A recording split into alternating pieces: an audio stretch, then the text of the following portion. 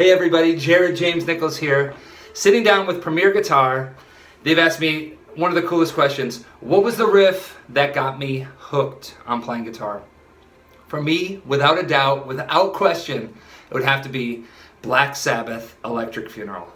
Now, I remember when I was 15 years old, all my friends were getting into guitar, getting into music, starting bands, and I wanted to be in, but I wanted to be the drummer.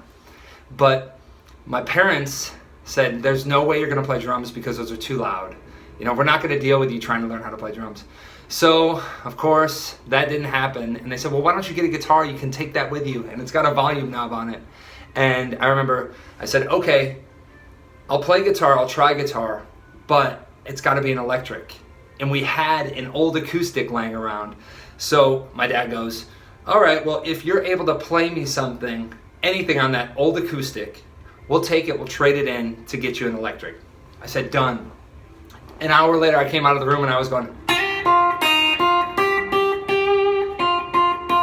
but just like that with my fingers, you know? And he looks and he goes, oh, wow, okay.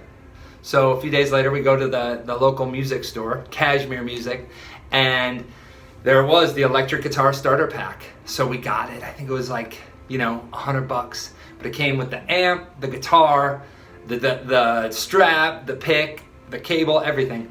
And when I got it home, I plugged it in, I turned it on, and it sounded clean. And I was kind of frustrated. I was like, man, that's not the way Tony Iommi sounds. That's not how Jimmy Page sounded.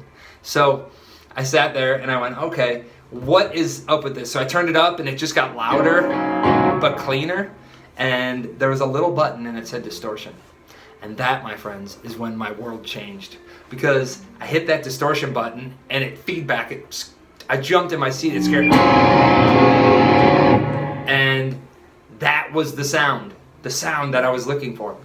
So moving forward, now that I had my sound, I had Black Sabbath Paranoid, the CD. I think I got it from like my friend's dad's truck or something. Didn't have the case, scratched to hell, and I got my brother's little boombox. And I started listening to it, and I was listening to every song on there. And I knew them all already, you know, just because I was a fan. But when I heard Electric Funeral, I was like, yeah, I want to play that. So we figured out how to tune it, and this took me a long time. And I got it to the point, because I was only playing with my index finger, where I could figure out that he went open, open, slid it on the A, and slid it there. So you can imagine how many times I was hitting reverse to start it. Boom, boom,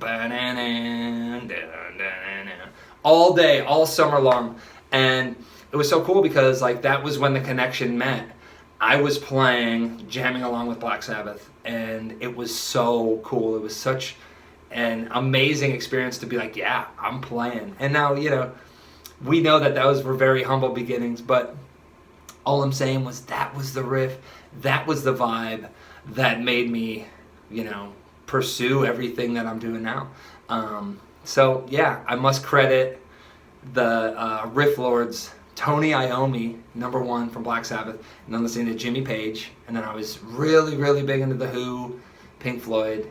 But when it all boils down to it, I got to go back to that original Electric Funeral, Black Sabbath, shaping me as a guitarist. And I still love it today, and it still sounds so cool today. So simple, but so cool. Premier Guitar, I love you. Jared James Nichols. Cheers, everybody.